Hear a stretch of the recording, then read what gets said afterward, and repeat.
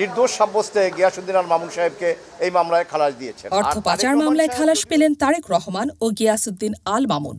সিঙ্গাপুরের অর্থ পাচারের অভিযোগে দায়ের করা মামলায় বিএনপির ভারপ্রাপ্ত চেয়ারম্যান তারেক রহমান ও ব্যবসায়ী গিয়াসউদ্দিন আল মামুনকে ৭ বছরের কারাদণ্ড থেকে খালাস দিয়েছেন দেশের সর্বোচ্চ আদালত। বৃহস্পতিবার ৬ মার্চ প্রধান বিচারপতি ড. সৈয়দ রেফাত আহমেদের নেতৃত্বাধীন ৪ বিচারপতির আপিল বিভাগ এই রায় ঘোষণা করেন।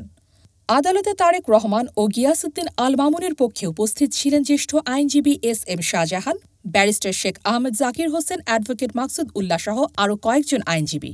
অপরদিকে দুর্নীতি দমন কমিশন দুদকের পক্ষে মামলাটি পরিচালনা করেন অ্যাডভোকেট আসিফ হোসাইন।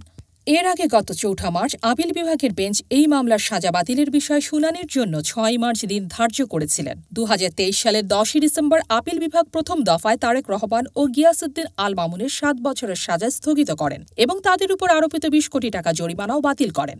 অর্থ পাচারের এই মামলাটি শুরু হয় ২০১৩ সালের ১৭ নভেম্বর, যখন ঢাকার একটি বিশেষ জজ আদালত তারেক রহমানকে খালাস দিলেও গিয়াসউদ্দিন আল মামুনকে ৭ বছরের কারাদণ্ড দেন।